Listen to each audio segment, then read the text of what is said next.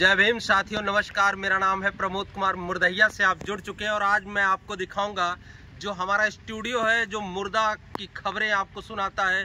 उन लोगों की आवाज़ों को हम बुलंद करते हैं जिनकी आवाज़ों को सदियों से नहीं सुना जाता है। और ये देखिए हमारा पूरा स्टूडियो, चारों तरफ दिखाइए, बेहतरीन नज़ारा है यहाँ का।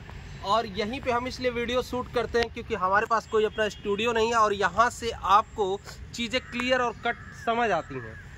और आज की विशेष खबर में मैं आपको बताऊंगा कि चंद्रशेखर आज़ाद रावण हो, चाहे बहन कुमारी मायावती हो, चाहे भीमसेना के चीफ हों, कोई भी व्यक्ति अगर दलित समाज की खबर को उठाता है तो हम उसको प्रमुखता से इसलिए उस वीडियोस को ज़्यादा बनाते हैं क्योंकि दलितों की मुखर आवाज़ बनकर अगर कोई सामने आ रहा है तो ये बाबा साहब की देन है। और बाबा साहब अम्बेडकर जो चाहते थे कि दलित समाज भी पढ़ लिख कर राजनीति का प्रमुख अंग बने, जब वो राजनीति का प्रमुख अंग बनेगा तो संविधान में लिखी हुई चीज़ों को अपने समाज तक पहुंचाएगा। और डे बाय डे ये चीज़ें हो रही कि जिस तरह से राजनीतिक परिपक्वता दलित समाज में आ रही है, आप चाहे बहुजन समाज के टीवी चैनल देख लीजिए और day by day Bahujan Samaj के जो युवा हैं अपने यूट्यूब पर भी इस तरह का काम कर रहे हैं। और मुझे उम्मीद है कि जितने भी हमारे दर्शक हमारी खबरों को सुनते हैं कहीं न कहीं संतुष्ट होते हैं और मनोरंजन के तौर पे भी उनको संतुष्ट करने की कोशिश की जाती है। और ये उम्मीद की जाती है कि आप लाइक, शेयर एंड सब्सक्राइब जरूर करेंगे।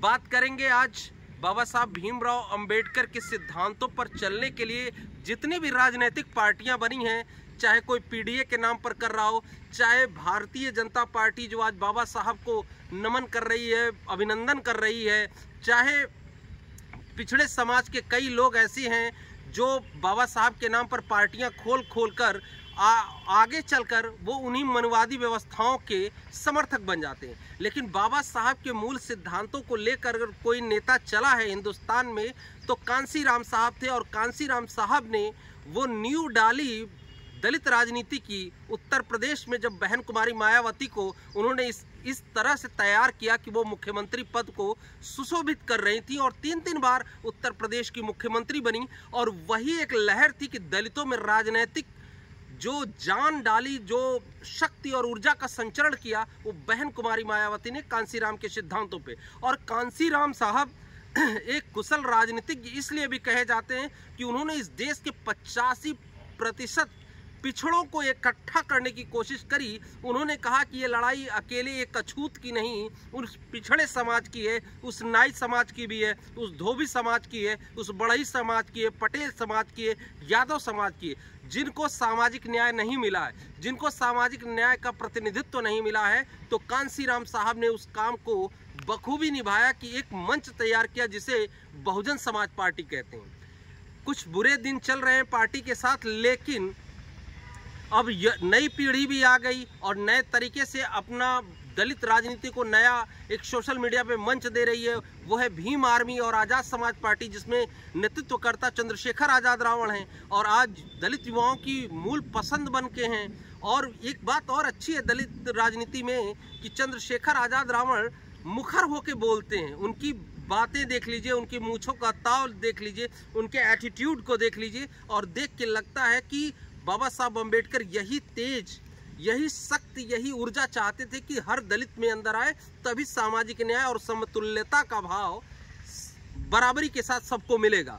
और यही हो रहा है। बस ज़रूरत क्या है कि और ज़्यादा से ज़्यादा दलित समाज को संगठित करने की और शिक्षित करने के लिए राजनीति में जब आपकी आने की इच्छा हो तो पहले आप अपने आप को शिक्षित करें।